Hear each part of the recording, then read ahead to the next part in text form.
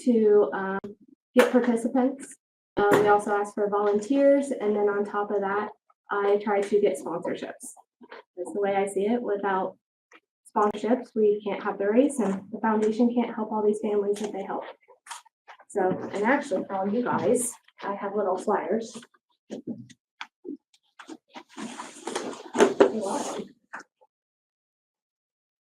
Leslie, can you share with everybody when the date is? This year it is Sunday, April 27th. Registration will begin at 8 a.m. on the square here in Nelsonville. And the opening ceremony starts at 9:30 with the race starting directly afterwards. April 27th? Yep, April 27th. And I mean, if nobody's, if you haven't been there, seen it, every intersection for the race route is blocked by some sort of first responder vehicle, from police, fire, EMS. We've not had the VFW vans involved in the past. I think that's kind of the most of who kind of comes down. We've even had like volunteer firefighters bring personal vehicles. And just anybody that wants to help out. Do any of the other cities, Logan, Athens, any other, do they get involved up here in this? Yes, so we get a lot of the volunteer fire departments from Logan who come up and help out. Athens, we get a lot of the volunteer fire departments in Athens. I even have Meigs County. We have a meeting there tomorrow night. Pickaway County. And then today I actually went to Pickaway County for the Central Ohio Fire Chiefs. And a lot of them were from Columbus. And they're wanting to try to start getting involved with it as well. So it becomes a big thing. But I have big flyers here too, if anybody wants some big flyers. There we go. And where do we do donations if we want to do donations?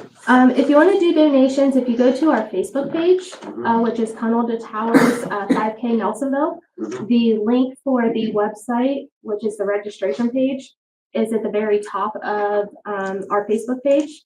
And then if you go on that page, there will be a button at the top that says donate. And you can click and you can donate that way with a credit card, or if you prefer cash or checks, you could always get a hold of me and get the checks to me and get it to the foundation. And that's Tunnel of Towers? Yeah, Tunnel to Towers Foundation. Tunnel, okay. 2 Towers. Donation.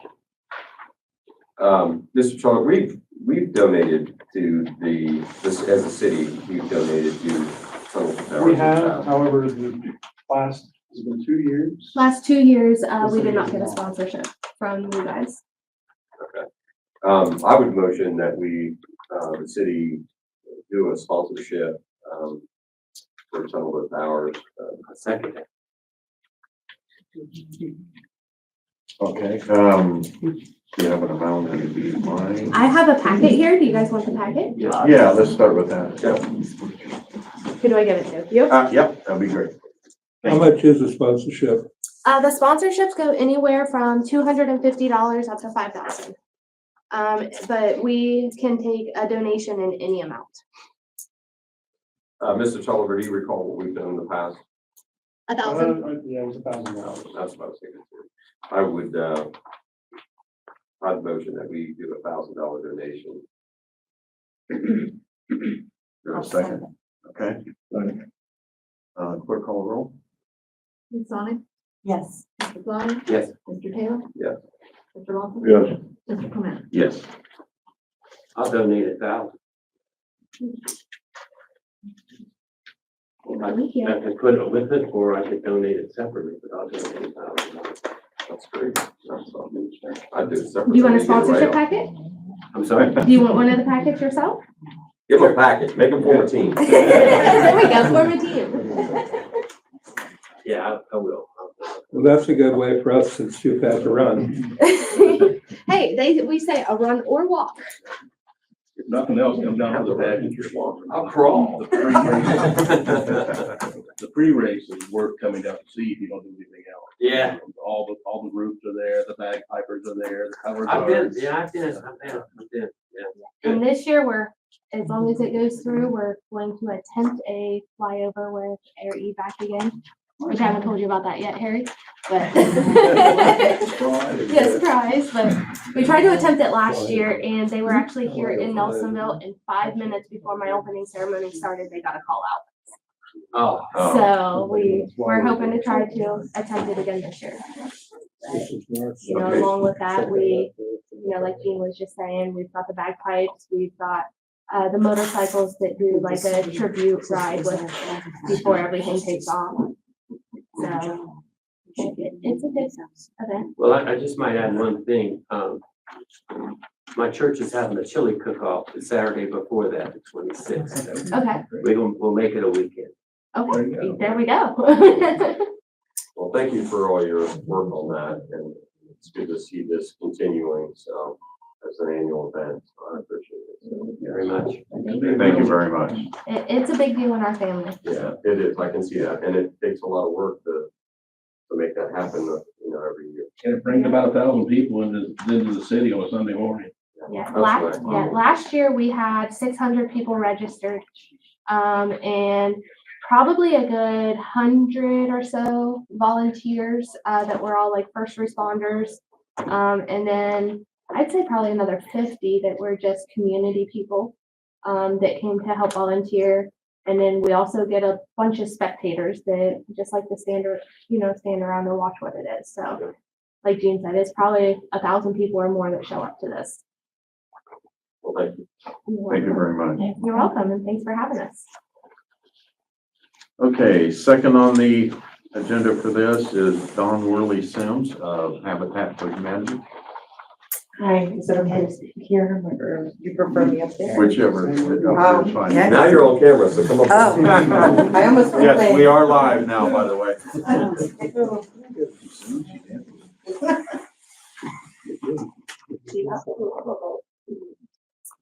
So, I am, Don Worley Sims. I am the Community Engagement Director for Habitat, Southeast Ohio. And, I serve 3 counties, Athens, Hocking, and Meigs. Well, I don't know if everybody's familiar with Habitat and what our mission is and what we do. But we also serve 5 other counties, so, which is Fairfield, Perry, Muskingum, Morgan, and Noble. Most of what everybody's familiar with is our Build Your Own Home program, where we partner with families and they put in 250 sweat equity hours in, and then that's another 250 if there's another adult in the home. So, and then they also would have to pay $1,000 down for a down payment, but we work with them and it's a 0 interest mortgage loan. And we also have some other programs that we do with an essential home repair loan, a microfinance loan, and we also have some social enterprises. Which is our restores. We have 3 restores, Athens, Zanesville, and Lancaster. We have community renovations and repairs, and we also have the home repair, care, and care training center, which my colleague Molly Blair will share a little bit with you in a second. But mainly why I'm here is I want to talk to you about the great partnerships that we have with our career centers. We have 4 partnerships. Our newest one is with Tri-County, and that partnership took us about 1.5 years ago. We had some discussions with some of the instructors there, the superintendent, and June will be my 3rd year, but when I started, I couldn't figure out, why we didn't have a partnership before. And what I learned was that Tri-County builds their own homes. And so, so their schedule was along the same lines as ours. So, so as fate would have it, we actually were able to create a partnership this past fall. And Tri-County is building a home in 209 Frank Street. They started in September. We are hopeful that they will be completed with the home in May. And if you want to stop by and see that, the students out there working, they work Monday through Wednesday, providing weather and school holidays. But they are a great group of people, and I really want to shout out to John Benhart, and he's the senior instructor for the carpentry trades. Tim Snedden, who is with the HVAC and plumbing in Dustin Bowen, with the electrical. We have great instructors out here at Tri-County, and I don't think that I could shout from the rooftops enough about how fabulous they are. And I also want to share a little bit, we have signage. So my job basically is funding these homes. And I had from February of 2024 to September to fund this home here in Nelsonville. And our homes range from $120,000 to $140,000. It's a short amount of time to fund homes, but I was determined that we were going to build here in Nelsonville. So I do want to shout out to some of our funders within this community, the Baird Brothers Company Foundation and the Rocky Community Improvement Fund and Osteopathic Heritage Foundation. We had many other supporters, but I just wanted to give a shout out to those folks here in Nelsonville that believed in what we were doing and support us. And if you have any questions or need to, have somebody that is interested in any of our programs, I'm happy to share that information and get you connected. But in the meantime, I would like to introduce Molly Blair with our home training. I'm gonna say this wrong because it's like, I'll say it. You show Molly Blair.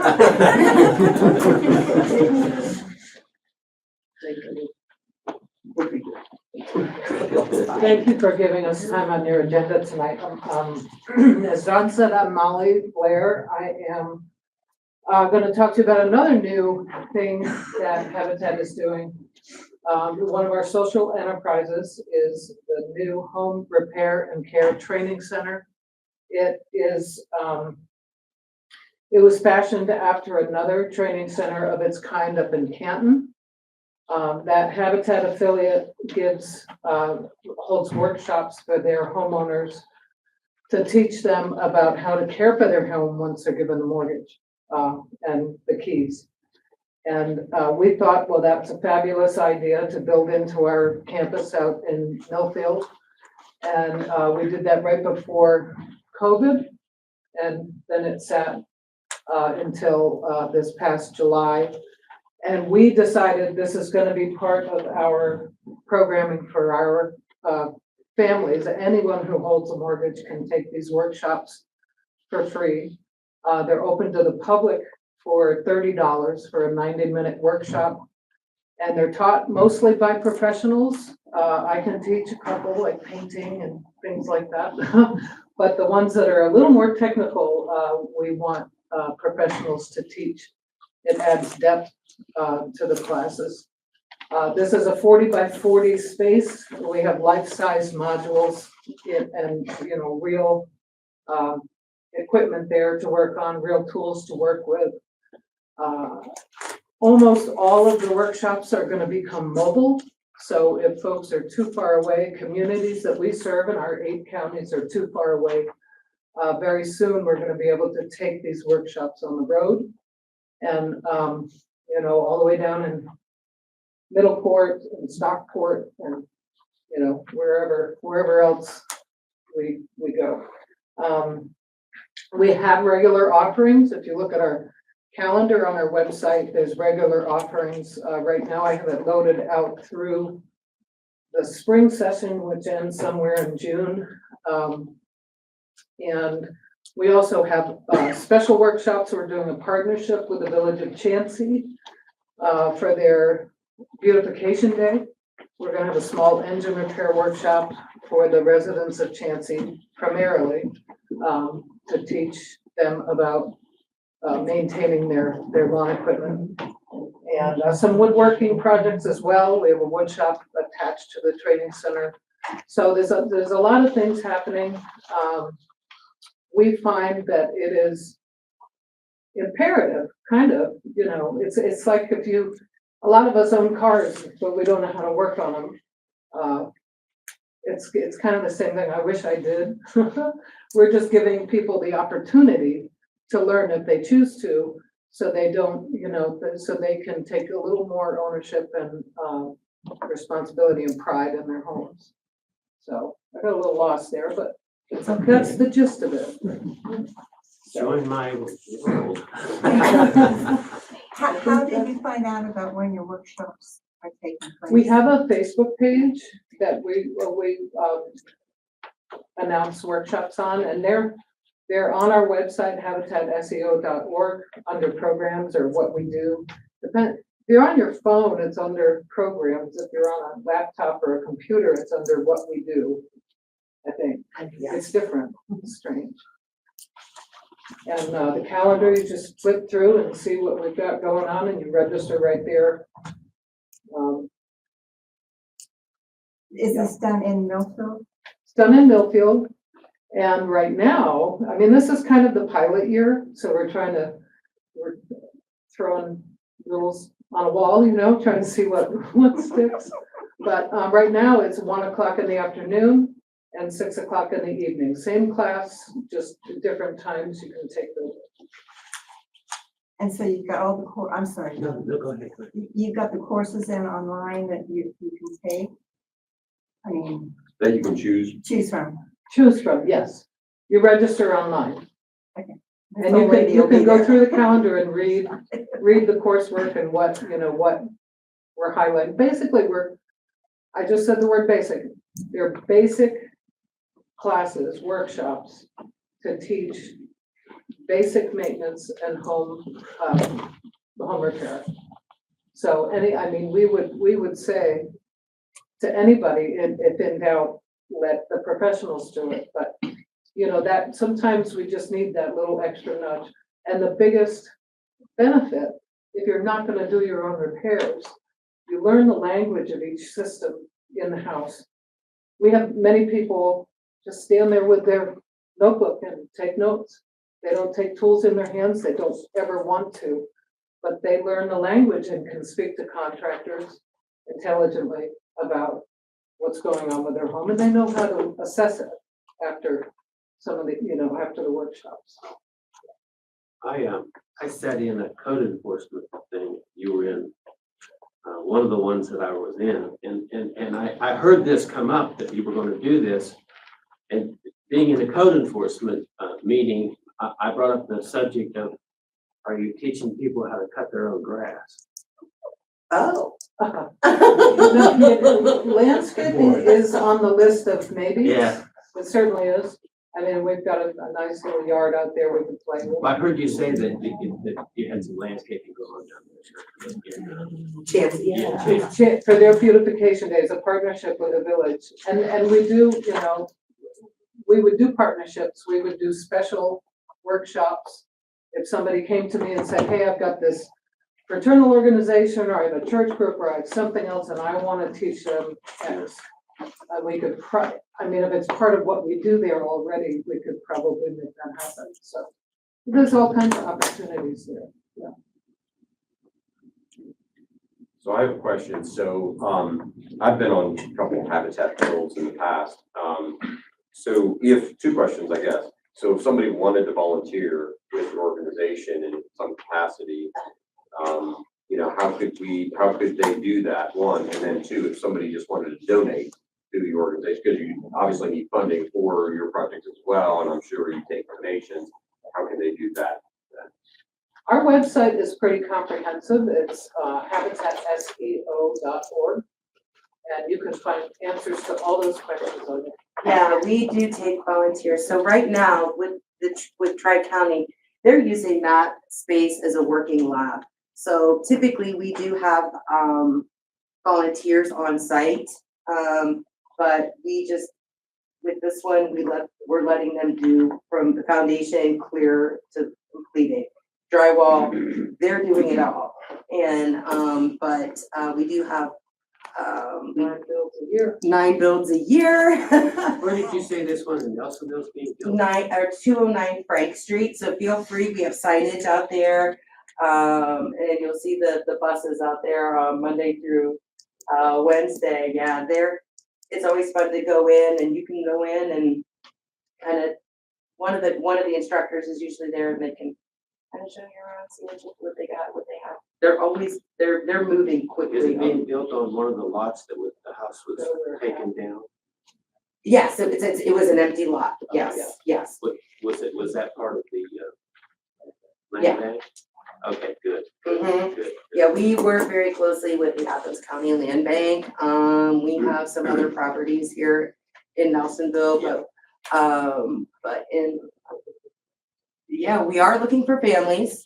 So if you have any, there's so many things that we have moving parts going on all over the place. But we are looking for families, for Athens County. And so if you're interested, all you have to do is call Habitat. We will get you in the right direction. There's an online application that really starts you off, that we will tell everybody to start that first. It takes less than 2 minutes, and then our Director of Homeowner Services will reach out to you and walk you through the next step. She reaches out to every single call that we get. So that's one of the great things. You will always get a response from us. And just in saying that, we have some big plans coming up, hopefully here in Nelsonville. And, we'll be sharing that, with everybody here in the next couple of months. So, yeah. Thank you all for, Okay. Look forward to you coming back and giving us an update. absolutely. Absolutely. Thank you. Thank you. Thank you very much. Okay, so moving back a little bit, wait a minute. Ad hoc committee met last week. Is there an update from the committee? Yeah, Or do you want to?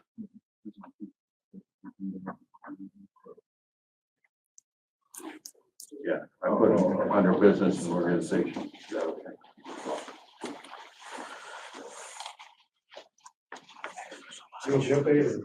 Yeah, so if there's an update from the ad hoc. Yeah, the ad hoc committee met and they voted to move to the finance committee the task of identifying if the city has any funds that can be used for a special election.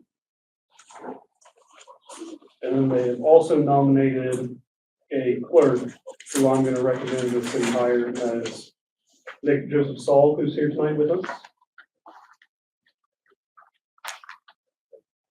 Mr. Toller, just to make sure I'm harmony with the language of the charter, it's actually secretary would be the title. Secretary. And I'm sorry, the name, please. Nick Joseph Saul.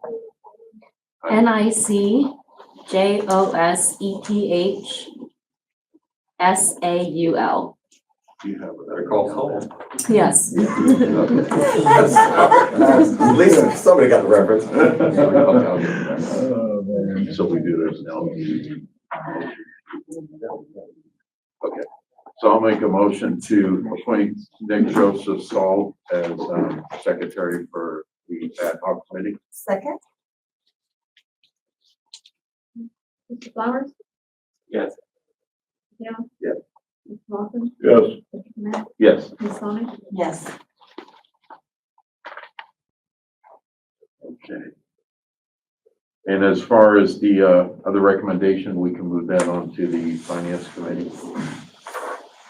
So we'll be looking to call for that meeting.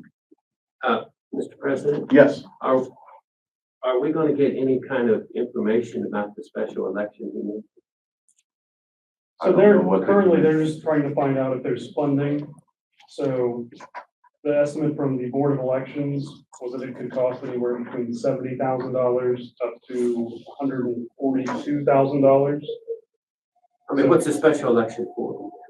To identify any changes that need to be made and placed on the ballot before the voters to help affect transition to a statutory form of government. I got you. Thank you. Mr. Flowers, part of the inquiry is if the commission wants to recommend to council to put something in front of the voters, they want to know the mechanics of doing that before they actually make a recommendation to council. Like, if we can't do it for one reason or the other, they don't want to waste council's time. If I'm understanding the commission's instructions correctly. That makes sense. Well, I understood him to say it was for the statutory form of government's benefit. Well, it's to affect the transition. So yes, but if the commission is recommending there's something that needs to be put in front of the voters to ensure the transition is completed, the commission just wanted to know in advance whether a special election is even feasible before recommending anything to be put for the voters to accomplish the transition.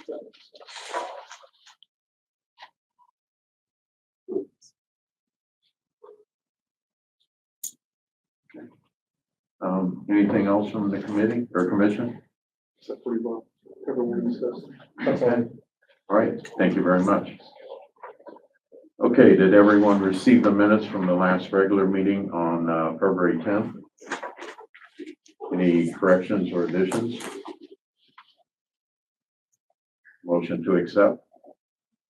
So moved. Mr. Taylor? Yes. Mr. Lawson? Yes. Mr. Clement? Yes. Ms. Sonic? Yes. Mr. Flowers? Yes. Auditor treasurer's report? Good evening, everyone. I guess I'll start off with the treasury report for January 2025. The first page, account balance end of the month, January 31st is $6,501,343.59. Flip over to page 2. Total invested funds are $4,032,996.07, of which the new CD has been started effective January 16th and will mature on January 15th of next year. And if you turn on to the next page, these are the bank and book reconciliations. I compared the books and the activity for the month and everything balances.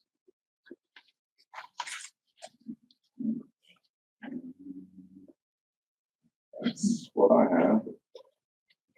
Any questions for Mr. Mullane? Okay, motion to accept the treasurer's report? So moved.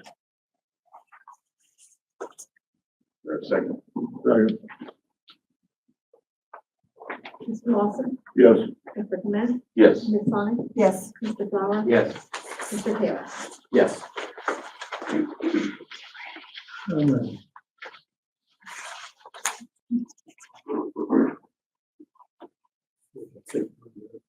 All right, good evening, City Council, residents in attendance, staff, and residents, excuse me, watching from home. I did have the flu last week, like basically the entire city of Nelsonville, so apologies for both how I sound and if I cough up a little bit. So this is the auditor's report for January 2025. You'll see at the beginning, expenses slightly outpaced revenues for January 2025.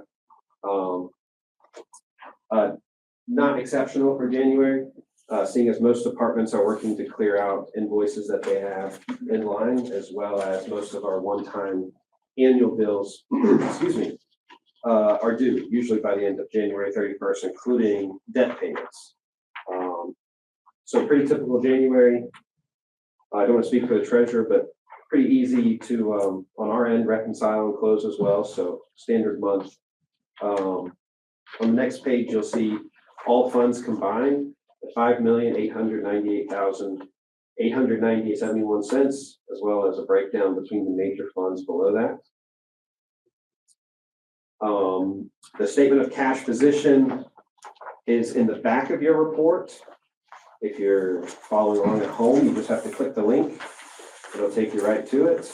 But the state, it's the page with the fund listing. I don't think it's the exact application. Oh, next one. And that will just back up the amounts I have typed out for you in bigger text there. Oh, okay.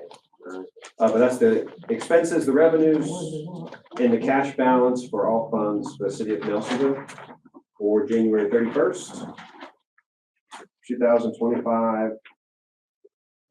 You'll see on the next page, there's a heading, credit card reports. Pretty small report this month. We have just a few postings here. USPS charges were for postage. I'll give one example. There was postage that needed to be sent certified and overnight for, I'm gonna forget the acronym, EPA, the Ohio EPA. That was one of those charges, just as an example. And actually not overnight. Looking at the charge, that's 2-day, certified 2-day. Other examples of the charges there are Lowe's, that's an order for the utility department. Atrix, or however you pronounce that, is an end of year federal and state filing cost to ensure that our filings are done electronically, rapidly, and they have a really nice error detection system that the city utilizes to great effect. Little Italy was food for the snowplow crews who worked multiple shifts during the major snow we had this year. And Microsoft is our usual Microsoft charges for the month for the city. So there's also a check report for council to review, checks and bills. This explains every transaction. These reports are also always available online, and these exact reports in your hands are all available online as we speak.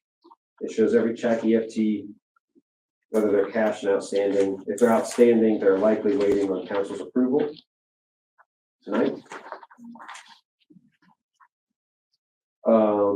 Any questions on the check report? Is usually the most dense piece of the report, so I'll stop. And any thoughts or questions on the check report for January 25 and February? Yeah. I'm just curious what Needles and Pine is. It's a good, you know what? That's the, Pond Grove, I think, isn't that the? It is. B&B? It's the quilting B&B on Pine Grove, Yeah. owned by the Holmeses. And if you tell me the date of what that transaction was, I think I know what it is. 213. 213. Give me just a sec. Yes, $50. That was a refund of the utility deposit. So it was a deposit they had on file many years ago. So they're closing. I don't know their status. I don't know if it sold or changed account status. I'm Or almost thinking that they were moving. Or I moving. talked to them a while, it's been a while, but I know they had plans to move somewhere. Move to a new location. Yeah, I don't know when, but. Okay, I just want to know. Good question. No, no, it's a good question. Yeah. All right. Well, there's no questions on the check report. I just asked for a motion in a second to approve the check report before I finish up. I have one question. Yeah. I saw on here a computer for the mayor's court. Yes. On the cash report? Uh-huh. Yes, what's the question? Do we have a mayor's court? Is that for a computer or software? Software. There was a payment for software for mayor's court, for Baldwin. I thought it said computer. We haven't purchased a computer for mayor's court. That's the fund name. That's what I was thinking. It could be the fund name. Mayor's Court Computer Fund. So when there's an active mayor's court, a council has the discretion to set aside an amount of each fine. The court has the discretion, excuse me, to set aside a small amount of each fine to invest in the technology for mayor's court, for things like computer upgrades and software. But you're getting the money now from Athens, is that not correct? That's correct, Okay. because they're being sent that way. unless they pay direct. I think folks can receive tickets and, Because we have an ordinance on file, a certain court cost is collected even down in Athens oh, I see. and paid to Nelson. What I just said. When the computers were bought when I was here, so, yeah, it's an old fund. Any other questions?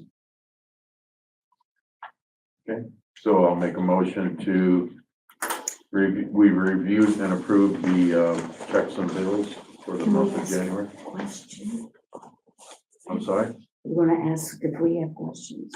you have a, go ahead. Go ahead. Okay, you knew it was coming, right? I'm good with that. I think it's a difference in the way that we did budgets. Mhm. But why in the second month are you doing appropriations ordinance? The one on the agenda today, Yeah, well, it was on last time and then, that was specifically due to grants that were received. To be honest, you know better than anyone probably in the room, that the grants could be processed and received in the budget already set out.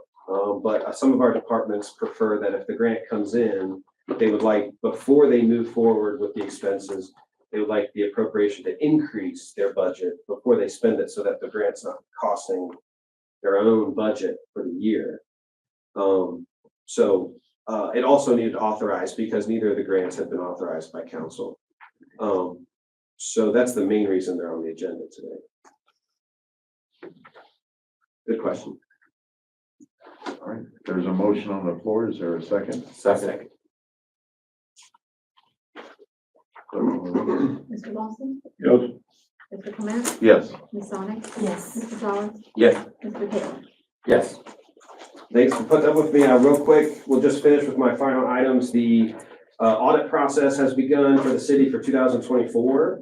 The 2023 audit is not published. I don't get to decide that date. The state, what's a non-critical way to say? They are running very behind. I guess that's still a criticism. There are still budgets being published from 2022, audits being published from 2022, if I misspoke there. The cities from 22 is up and has been for a while. Hopefully you'll see the 23 soon. The 24 has already begun.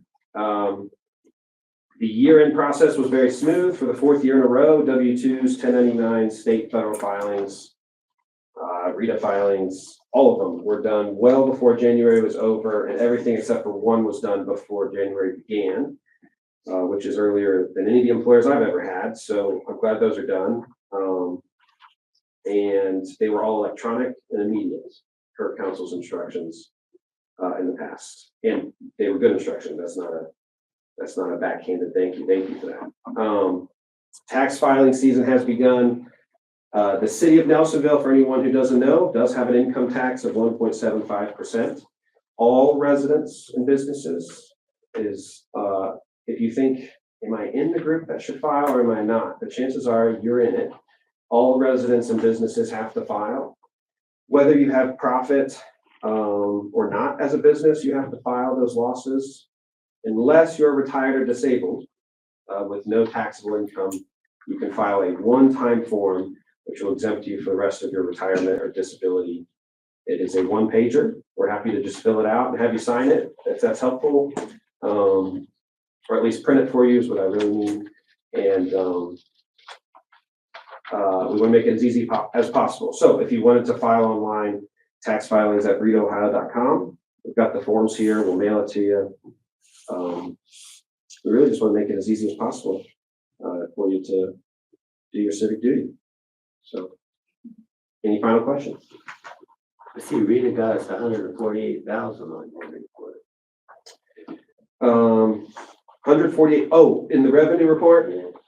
In the income tax? Yes. Yeah. January was a good income tax collections month. 148 is a pretty strong number. Yes, I have a question. Yes. So there's been a lot of discussion that the city is raising water rates, sewer rates, different rates to pay for lawsuits. An audit would reveal that, correct? if that was actually being done? It would, the auditors look at everything. Sure. I will say that none of the rates for water or sewer were not already in financial forecasts from when I was on city council, which has been some time. I had a little more hair and a little less weight when I was on council. So there was a financial forecast built by a conglomerate of folks, RCAP, Michael Betts, city council, city managers, for the sewer fund in 2017 and for the water funds, I believe in 19 or 20. And we're on track for those. So I can't speak for, like, for example, the current acting city manager had to make a decision on water rates recently this year. I can't speak for his thinking or motivations, but I know that they match the financial forecast that was put in place years ago. So sometimes it helps to have a view from a few stories up in the first floor.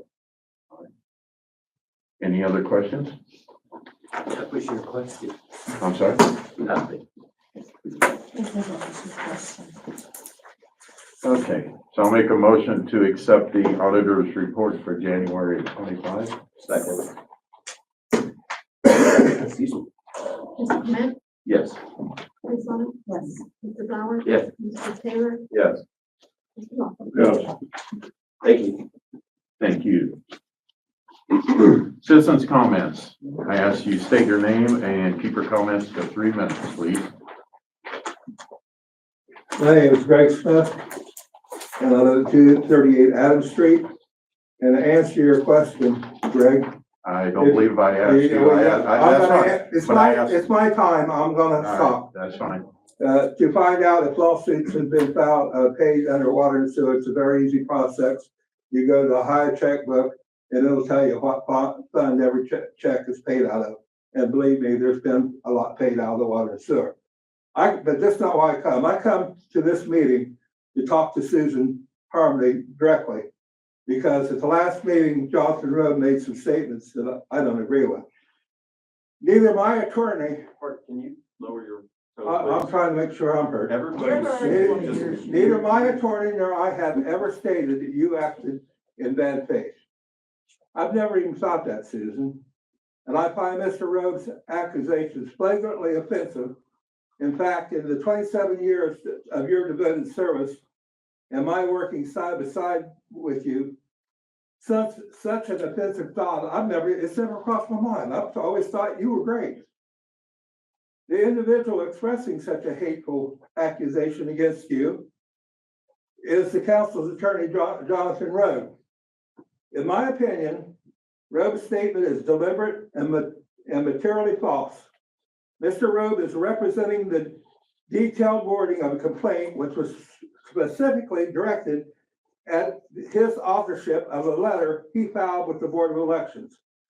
Rowe is now intentionally attempting to cause trouble between me and you, and I find that horrible.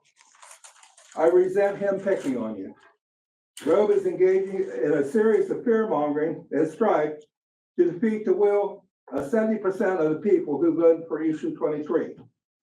Rowe has been involved in 5 court actions to quash the will of the Nelsonville citizens, and all 5 of those court actions were lost by Mr. Rowe. Unfortunately, most of those legal bills for these shenanigans are an unvoted tax on our water and sewer bills. Citizens are being made to fund this foolishness with their water bill. And I'll end it with that, but I wanted to make sure, Susan, that you knew. Prove it, I wanted to make sure, Prove it. Susan. prove it. Okay, Prove hold what on. you say. I'll be glad to prove it. Hold on. Yeah, I'll be glad to prove it. This is my time, Susan. I just wanted to make sure that I come and look you in the face and told you that was absolutely not true. And I'm sorry that that was caused to be happened by somebody other than me. You have a great day. Any other citizens' comments? Yeah, I got it. Yes, Mr. Rowe would like to So say something first. I'm a firm believer in the First Amendment. Part of public service means being under the gun, I will vehemently defend anyone's right to make criticisms, even if they're all completely false. They have that right under the First Amendment and deserve to have those rights respected. Thank you. Okay, Ms. LaRue? Joanne LaRue, West Washington Street. Mine aren't so weighty. We need to talk about cats. We have a $2,000 grant and spring is coming. And this is, the reason I bring it up is because the $2,000 grant was a very good price to get cats neutered. And I really think we need to get on that so that we don't have another explosion of cats. That's just a general thing. The other one is something I took a little time.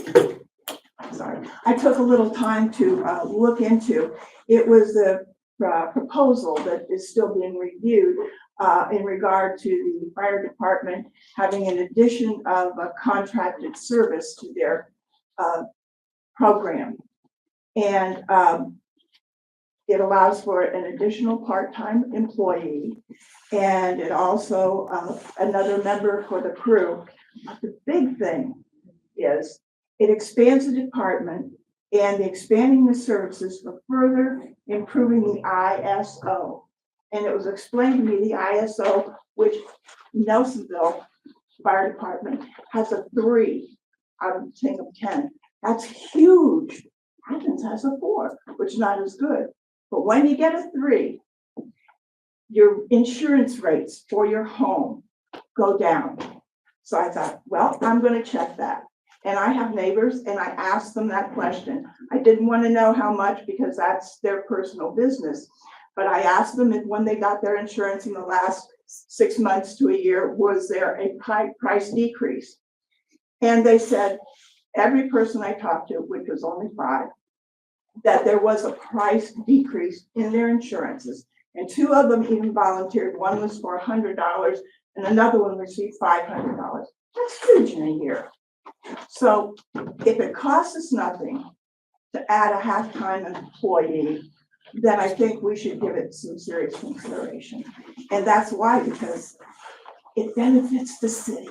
Everybody in the city that owns a house, their insurance can go down. Of course, if you add a whole bunch to your house, it's a moot point. But generally speaking, if everything remains the same, their insurance rates have gone down noticeably.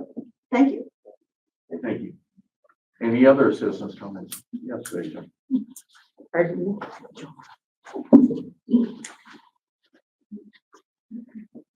Good evening, everyone. My name is Betty Jo Parsley, and I reside at 32 East Franklin Street here in Nelsonville, Ohio. I've complained about the stench from the sewer that was being installed, and the company finally has came back, and they have put in a new huge, what I would call, they're not pipe because it's plastic, but my concern now is they kept the road up at the top of Mason City Hill, and they did what they had to do. The road was closed because that was the only way they could do the project. I'm driving my 9-year-old granddaughter to school, and my car is low. And tonight, there are big chunks of the substance that they used to close that up, which the cars are now driving over. I'm asking, will someone please look at that tomorrow when you can see it and see if there's a steel plate that could be put down. I mean, and anything would be better than this. And we haven't had all this rain that they say we're going to start getting tomorrow too. I'm just concerned. I'm concerned for my own safety and all of the other people who are traveling that. So if you direct, I know Jason left, possibly maybe just get someone to check it out and make it better than what Are it they is. done with that project? I'm sorry. Are they done with that project? You know, John, I don't know the answer I to can go ahead and that. address that. Yeah, Chief Toller. They completed the project, and actually just before Jason left, I talked to him about that specific issue. So the company's gonna come back and clean that up a little bit better. And then also that section of Mason City Hill is gonna get repaved with the Canal Street project. Well, So the between now whole- and then, we're gonna yeah. sink down in hell. They're gonna repair it now, and then when the project comes through for repaving all of Canal Street, Borough Boulevard is also getting repaved from Canal Street all the way to the overpass. City limit. I'm just concerned for all of our safety. Sure. Thank you. Thank you. Any other citizens' comments? Okay,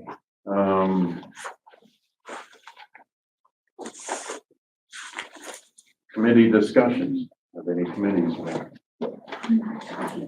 Parks and Rec, met, this evening before the, council meeting, and we discussed, we had a few things on our agenda. Holly Field, we discussed a few items down there. The youth, baseball league is, they're just ramping up right now. Mr. Cox was here. He shared that there's 150 youth, that signed up already.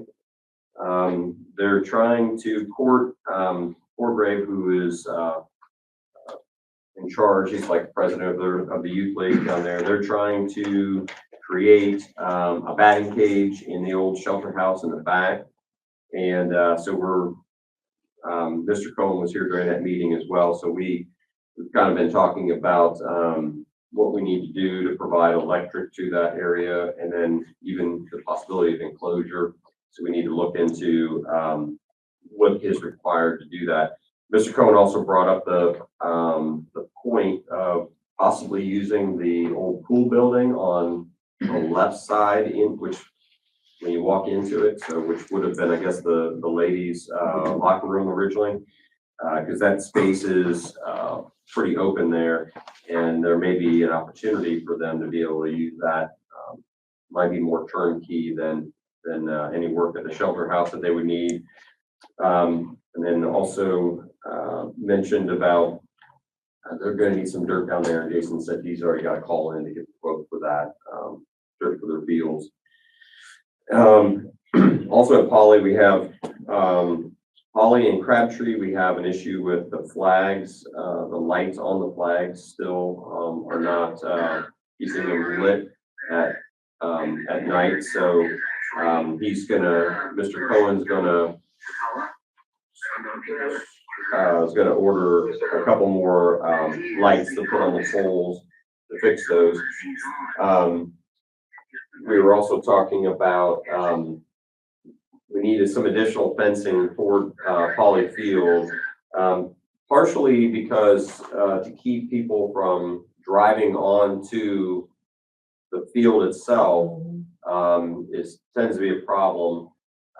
People doing donuts on the field. So we're trying to preserve that, trying to protect that. So we're talking about putting fencing around there again to, keep, vehicles off of there. Also ask that people not drive on the walking track, because that asphalt's not intended for the weight of a vehicle. And we're getting additional property adjacent to the park donated. And we need to get, some quotes on the fencing for that. Mr. Cohen said that it would probably be between $3,000 and $4,000 for the fencing. It'd be 6 feet tall and wide, but the current owner of the property is concerned about the liability of folks being down at the park, parking on their land. They're doing it now. They can't seem to stop them. They can't prevent people from doing it. So they're just concerned about the liability. So they decided to just donate to the city if the city would pay for fencing to protect, to keep them off of their property. And then we talked about the aquatic center. And because we still have a major water leak at the aquatic center. And so the discussion is, are we going to continue to open the pool and suffer some of those losses of water and money, or are we going to potentially look at closing the pool down in one season to be able to fix it, which is going to require tearing it up? Either case, I made the point that I think that the city needs to start the planning for, the new aquatic center, a new aquatic center. So I asked Betty Jo, she was there at the meeting, about how long it took to the planning process for the last time, and she said it'd be about 2 years, but we really need to look at and have that discussion about raising some money, and how we would, fund and build a new aquatic center. And then the question was raised, like, where would the new facility be? If it'd be in the same location, et cetera. But,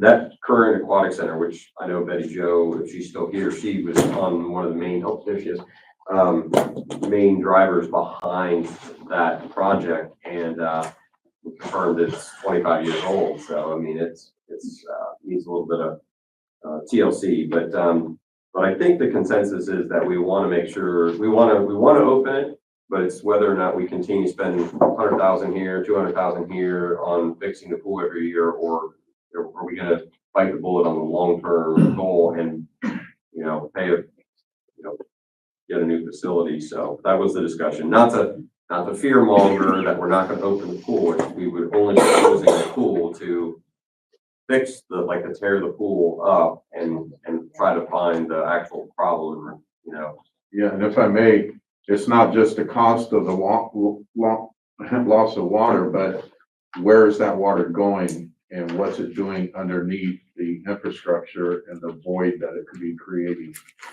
Because truly nobody knows what that is. So it was a good meeting. I think it was very productive. We talked about, some grant opportunities, the Rocky Community Improvement Fund, that grant for the spring season is open. Deadline, I believe, was April 11th. I think I received that email as well. And then Mr. Cox also mentioned that he had applied in the fall and received $1,200 from there for some new fencing at Nelson Commons.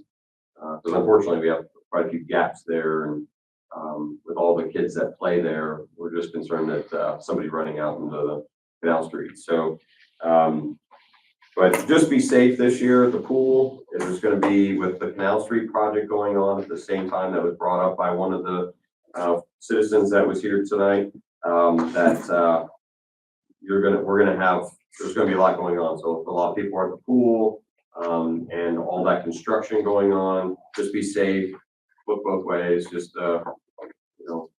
keep an eye out. And I think that was pretty much it. Oh, and Mr. Sappington, did we get a pool report from last year? I don't think we've still gotten that yet. The year-end pool report? It might have been in one of the back of one of my auditor's reports, but, because it definitely was worked up. Okay. But I can email it to you. Perfect. That'd be great. That'd be good. So, thank you. Any other committees, meet? Can I ask a question? Yes. Corey, in your discussion of a new aquatic center, would you tear up where we are now and just rebuild that, or are you gonna look, you think, for some other place? So that's a good question. So there's no definitive plan. There are concerns about the current location where it's at, because there's some folks in this community might know or remember Jickleberg Creek, I guess, runs kind of underneath it, and they think that may be part of the issue. But it was also tainted land. Yeah, and there are some folks that have the desire of actually maybe relocating back to the old pool location. So I won't name names of who one of those individuals may be. But the tough thing, in my opinion, I wasn't involved, then, but my opinion with the current location, the way they kind of built it so close to the Elks parking lot, they didn't really have any room to expand or anything. And if you want to expand into Nelson Commons, you've got a large structure that's there. So it didn't make it very, it doesn't make it conducive to really grow that. And but I think there's got to be a lot more discussion about it. I think there needs to be probably soil samples and things of that nature that probably need to occur. But I think the discussion is wide open in terms of what's the best, solution. Ideally, the trouble with this current location, if you do it there, you're going to lose a season for sure. Oh, for sure. So, Yeah. But if you had a different location, you could always maybe keep it open during while you're doing it. So. Mr. Flowers, the Police and Fire Committee asked for a meeting and then canceled it. Can you explain why that was canceled? No. You can explain why? Well, we just decided we didn't need it right at the time. I didn't know it was canceled, John. I'm sorry that I didn't know until someone told me. I posted it on the Dan Pfeiffer. Yeah, but the committee members had no idea that it was canceled until they seen the notice. I posted it with Dan Pfeiffer. Okay, so concerning this issue with the Green Township, I'm gonna ask that as chairman of the committee, you forward on all communications to all council members in real time. This issue's gone on for a while, and committee members and council members don't have any idea what's going on with it. What issue? With the Green Township, doing their fire coverage. Well, Harry just did a whole I know, but presentation for it, and then you in cut real us off. time. So what was the reason for canceling the meeting? Well, we weren't prepared for the Right, meeting right so there then. were, We ran into a little glitch on it. We weren't prepared for the meeting then. that's my point. None of the other committee members knew what that glitch was. Nobody knows except for a couple of people. So I'm gonna ask that all future communications are relayed to all council members. So if you could accommodate that, that'd be great. Okay, thank you. Any department updates?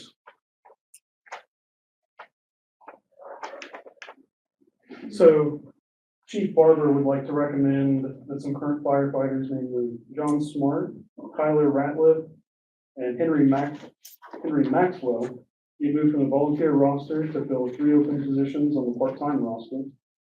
All these members are currently Nelsonville firefighters in good standing, and they exceed the minimum certification requirements for the position of part-time firefighter. He's making a recommendation, and I support him on that for all 3 of those individuals. So you're asking for the appointments tonight? Yes, it usually happen during the city manager's report, but Okay, it'd be nice if we could have that in writing. I mean, this is just sprung on us who the names are. that's how we do this. That's how we work on it. Well, I understand that, but what were the 3 names again? Well, what we do. Thank you.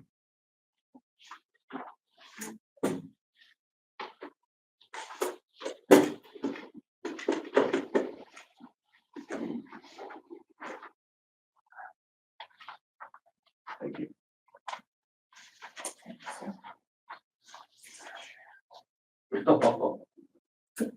Chief. I don't have any more. John.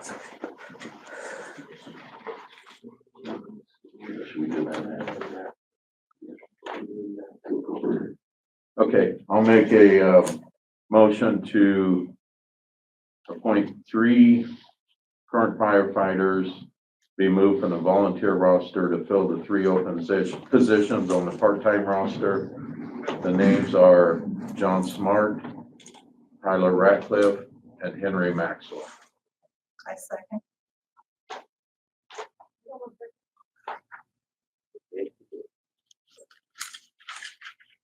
All right, Dawn? Yes. Don? Taylor? Yes. Mr. Lawson? Yes. Mr. Clement? Yes. Anything else? No, that was it. Those usually happen in the city manager's update, not during department update. Okay, well. All right, Council got them upgraded cheap earlier, so tell them they got fast track. okay.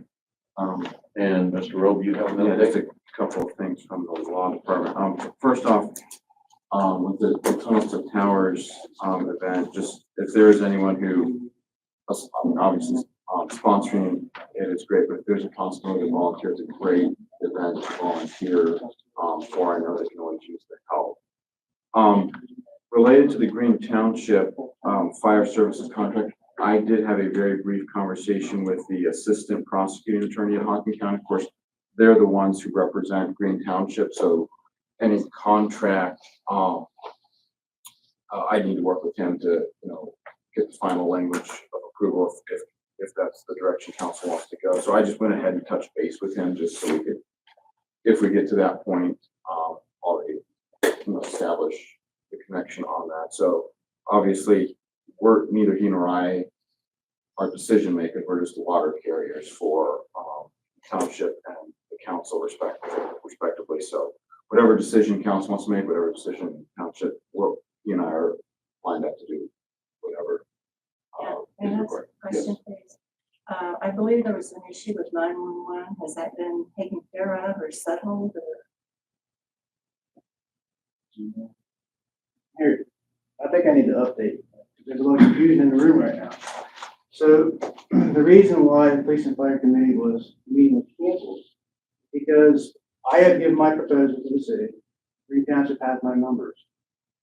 They're happy with the numbers that we have. They're happy with what that looks like. My job is to run those numbers and make that proposal to the committee. Here, this is what I did. The problem we're having right now is Hocking County needs to make sure that they can take care of the dispatching services for dispatching into Athens County for our department.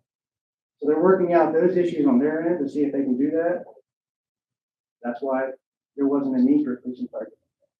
Isn't that going to cost the township over $100,000? Can they pay that? That is a rumor. That is inaccurate.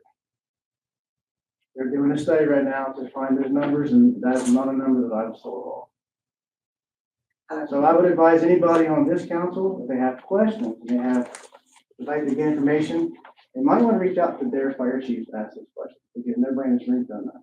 But several times, Harry, you have said something, I've come back with something, and you come back with something That totally is different. completely 100% inaccurate. That didn't happen. Everything I said was very black and white. It just wasn't listened to that night. So I'm a liar. No, I would never say that. Not at all. It wasn't, what I proposed was not comprehended. Okay, so that's why, Can I go say ahead, something? Mr. Personally, I think it's okay to have questions asked in open session in public. So not only council members, but citizens are all involved too. So I appreciate you stating that they can call you and then you got an open door policy, that's fine. But I just don't think that there's any reason why people can't ask questions and it be, held in a public meeting. You're exactly right. There isn't a reason. I'm just making that clear. I just, because it almost seems as if maybe that's kind of a problem, and honestly, it's the taxpayers' money. So at the end of the day, I think there should be transparency. I agree. This is 100% transparent. There is nothing hidden anywhere. Right, I agree with that, and that's why I asked the chairman to update council in real time, because we're hearing conflicting things. And as president of council, I had no idea this was even going on till 2 days before the first committee meeting.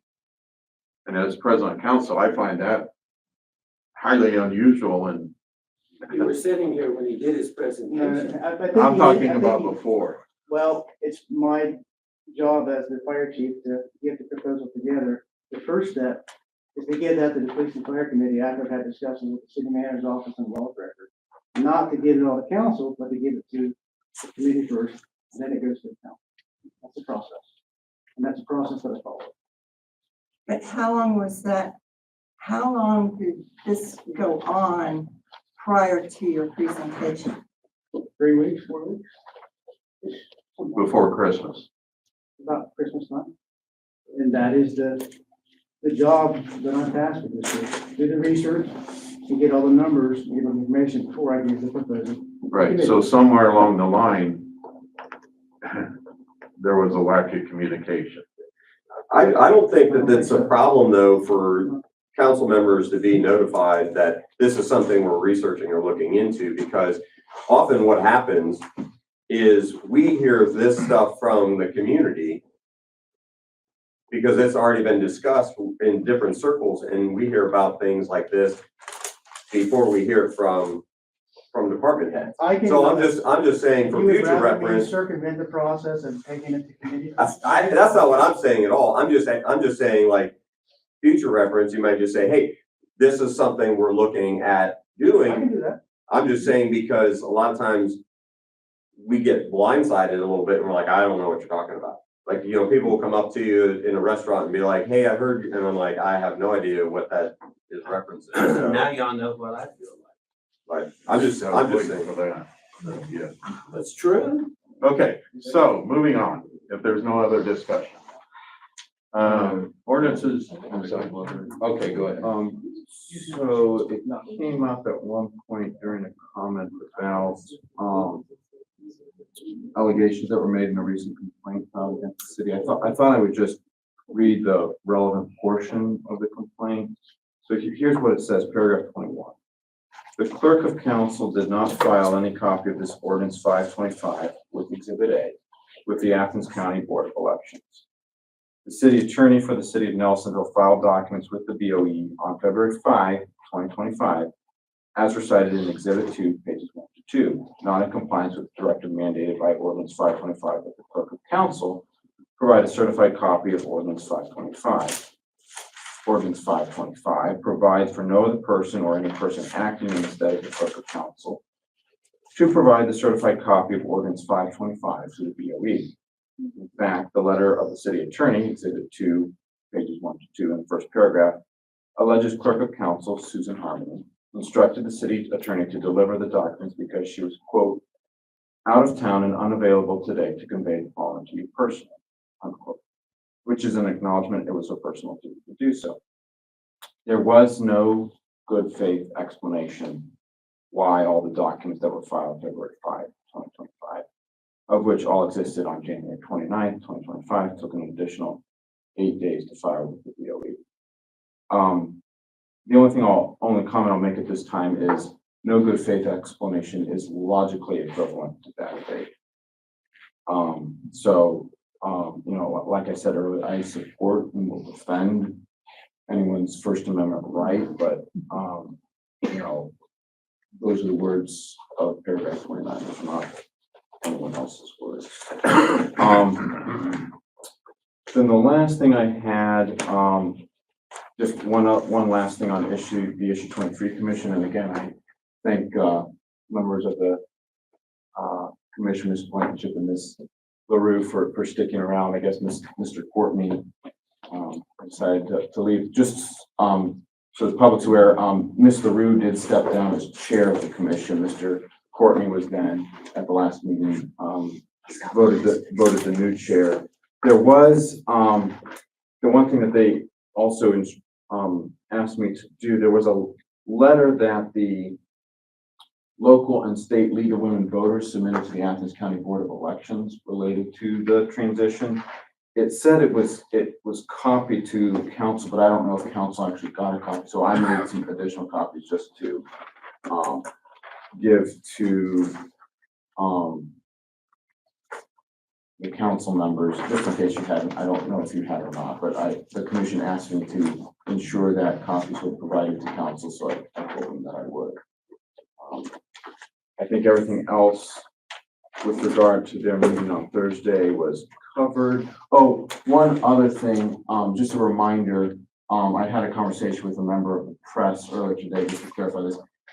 By law, so there's the secretary of the commission, and that secretary has duties such as keeping the minutes and papers, but as a matter of law, all of the papers of the commission are to be deposited with the council clerk's office.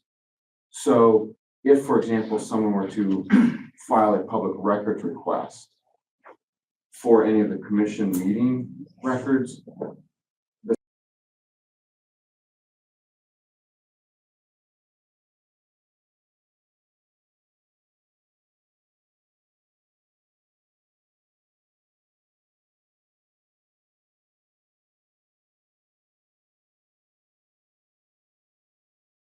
The 24th day of February 2025. Motion to adopt. So moved. Second. Any citizens' comments? Council discussion? What is this? It is what it was just read. Well, can somebody interpret this? Mr. Rowe, could you answer that question? Yeah, that's, I'm sure the public would like to know also, but I would also like to know. Yeah, sure, so that's referring to the complaint that was filed, now dismissed. That was filed, what, 2 weeks ago against the city relating to, the attempt to, stop, ordinance 525, the charter ballot measure that council voted on the, May primary special election ballot. That, And it was dismissed. correct. So I'm not thinking right. Why are we doing, if it was Because- dismissed, we don't have to do anything. Is that correct? Well, costs were incurred by the city prior to the dismissal. So is this to regain the cost for the, Well, so this is authorizing the city's engagement of the litigation counsel that have already performed work for the city and therefore, because so under my contract, litigation specifically has to be contracted on a case-by-case basis. So it has to be an engagement of litigation counsel, and the litigation counsel's already performed the work for this. so is this to pay you, supply the city to pay you? It's to authorize the engagement, which includes both the authority to act on behalf of the city and then also the compensation. Act doing what? So, for example, doing what would be necessary to defend the city's interests in and related to the litigation. So, filing court papers, corresponding with the other opposing counsel, setting up hearing dates if required by the court, just ordinary litigation things that General work that would be Right. required. that are always associated with litigation and in fact were performed.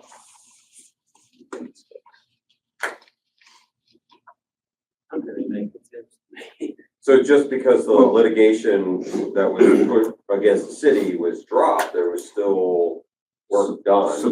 So are Substantial you work. recouping from the plaintiff? He's getting, no, the city has to, for his contract, Yeah. he gets paid separately for litigation. It's not part of the stipend that we pay him No, monthly. I do understand Yeah, that. so so we're paying him for the work that he did on that. And that's it. Well, I'm not getting, It- so this is not for paying me for anything else, no. Okay. Yeah, so, for example, one of the things that I did was, Mr. Klaus called me, I had to take time to, answer his call, send him some correspondence, we had some pretty extensive correspondence. And all of this was prior to the dismissal, so there was work, which, I still have to provide an accounting for that. Do we know what those charges are? I have not prepared the bill for that, so, So by okaying this, we're just going, I mean, well, the city would, regardless of this, the city would owe me those money, right. but this is just authorizing the engagement. The engagement to pay you. Well, Yeah, because based on when the litigation was put into motion on their part, we didn't know it was coming, right? And then, Exactly, so we yeah. didn't have a piece of legislation Right. to engage with them. I got you. All right, thank you. Sorry about that. Oh, you're fine. No, You're fine. I didn't. Sometimes I just assume, because I Yeah, do this all the yeah. time, that I, like If you everybody. had talked about layering hair and perming hair, I could have been with you, but Well- not that, I might need some assistance on that. Yeah, right. Thank you. Yeah. Thank you. Any further council discussion? Clerk call the roll. Yes. Yes. Mr. Flowers, Yes. Mr. Taylor, Yes. Mr. Lawson. Yes. Mr. Moore. Yes. Resolution 2334 passes. Resolution 2335, if someone would like to introduce it. I'll introduce it. A resolution authorizing and ratifying the acting city manager's engagement of counsel for the city of for the city for certain potential litigation matters. Whereas there are a number of legal matters currently involving the city which may result in litigation. Whereas the city attorney has recommended to the city that the city retain counsel to advise the city as to such matters and to prepare, if necessary, to represent the city in any potential court action. Whereas given the urgent nature of the legal matter, such counsel has already performed legal services and is currently providing legal services to the city. Whereas Nelsonville Charter Section 6.05 provides that, in part, quote, when necessary, the council may appoint special legal counsel to represent the city together with or in place of the city attorney, unquote. Now therefore be resolved by the council of the city of Nelsonville, Athens County, Ohio as follows. Council hereby confirms the acting city manager's engagement of counsel for the city for certain potential litigation matters pursuant to the retainer agreement attached hereto as Exhibit A. The acting city manager's engagement of counsel for the city for certain potential litigation matters is hereby ratified and adopted by council. Such counsel shall be and hereby are appointed to represent the city. Counsel for the city shall be compensated and reimbursed for expenses according to the terms of engagement negotiated between the city and counsel for the city. Council shall, by separate ordinance, provide for any appropriations of funds as may be necessary. City Council hereby finds that this resolution was adopted in a meeting open to the public as required by applicable law. This resolution shall be in full force and effect at the earliest time permitted by law, duly adopted by council on first reading on the 24th day of February 2025. If I may, there's probably a little, just to provide some context. So there have been a number of what I would describe as voluminous public record requests that have recently been submitted to the city. For example, one that requests extensive tranches of emails on the city server. So I advise the acting city manager that the most prudent thing to do would be to engage a outside firm. So none of this is going to me. None of this is related to me. This is just would be my ordinary salary role, but just to provide a letter of advice to the city about exactly what needs to be provided. So they're already working and reviewing all that because we want to get those public records fulfilled as soon as possible. It's just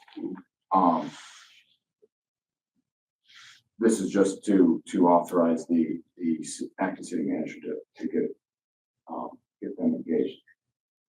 The reason it's written in terms of litigation is just because whenever you're dealing with broad public records requests, there's always a risk that litigation might ensue. And so rather than coming back and it just does everything all in one fell swoop, and then I can just keep council updated if something gets filed. I'm hoping we can avoid that by because it's a small firm in Columbus that does a lot of public records litigation. So they do it day in, day out, and are well versed in the nuances. So it just makes sense to already have that prepared, have them do the initial review, and then if the requesters disagree with it, they can then just jump in and complete the negotiations and hopefully all be. Okay, motion to adopt? I have a question. We'll get to that. Motion to adopt. So moved. Second. Citizens' comments? Isn't that something that should fall to the city attorney? I'll allow Mr. Rowe to answer that. So the charter permits the appointment of special counsel to assist the I city. do understand that, but something like records requests has always been taken care of by the city attorney. The city attorney's job is more than just sitting on council and, explaining whatever. Something as simple as records requests should be handled by you. I mean, other than having to pay yet another legal firm for something that could be done here. So when someone's asking for the city to provide all emails from July through the present, that is a substantial amount of email that needs to be reviewed one by one.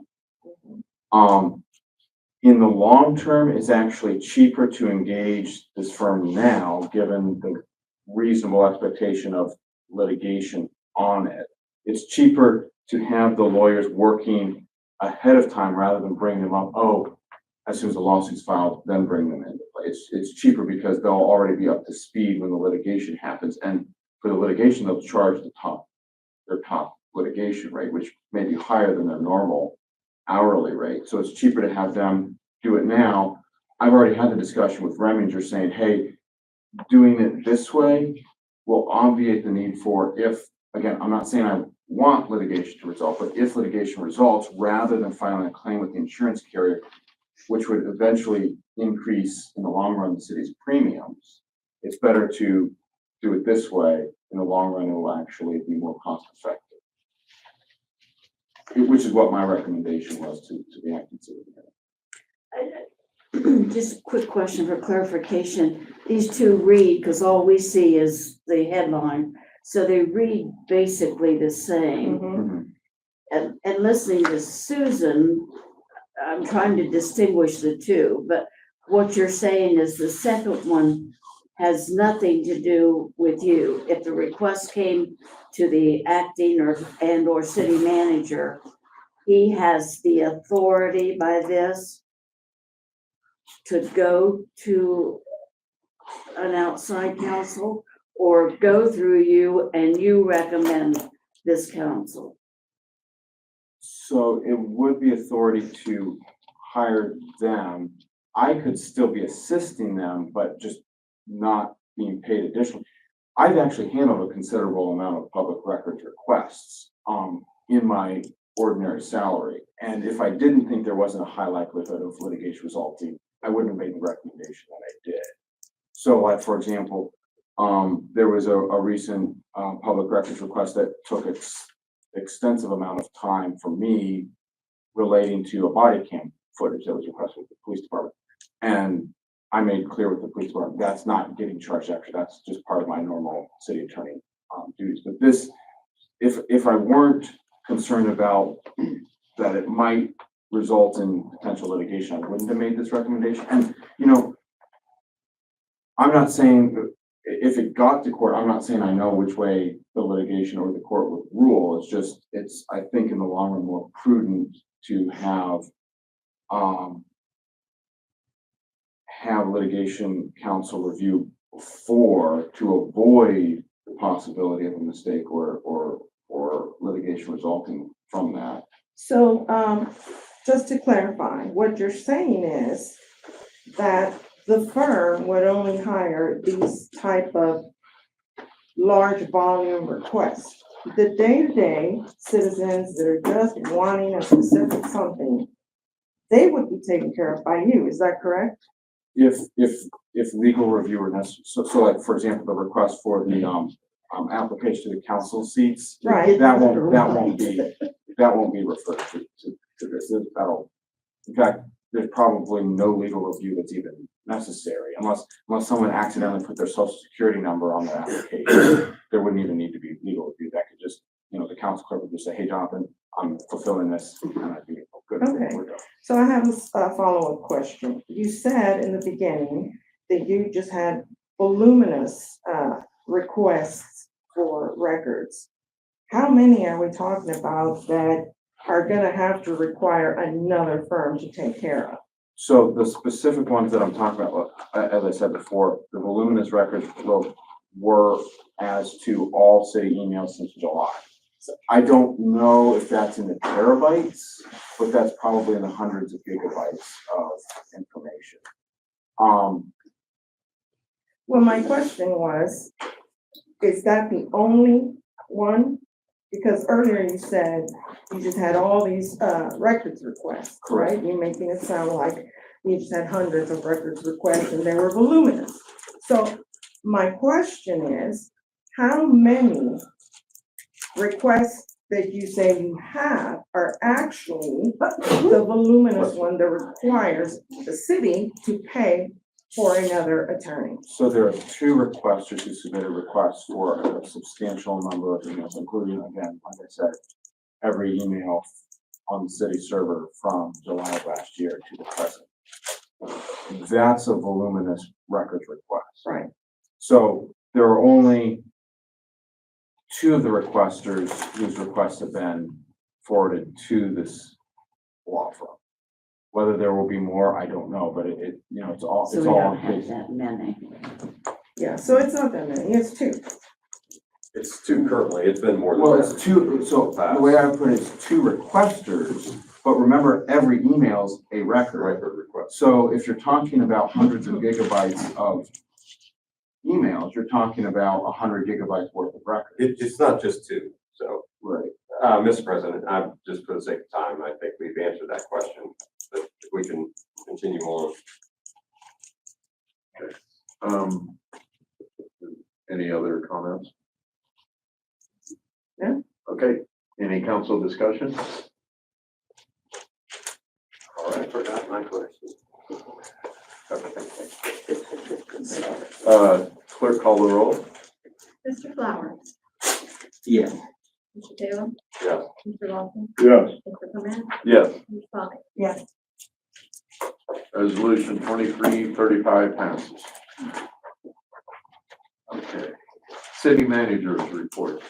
Yep, so as Betty Jo hit on earlier, the sewer line that was installed on Burris Boulevard on Mason City Hills completed. The road up there is in a less than desirable state. Jason talked to Am Construction to get the work. They're gonna come back out Monday morning and get that cleared up some. So going along with the sewer projects, everything on Scenic Lane is currently moving pretty smoothly. And then the sewer project on Scott Street started today, so everyone will notice that Scott Street's currently closed, and everyone will have to use Pleasant View to navigate around that, and they have a traffic device set up on each side. Also today, the street crews had the street sweeper out, as well as a skid with a brush on it, and Canal Street's looking a lot better.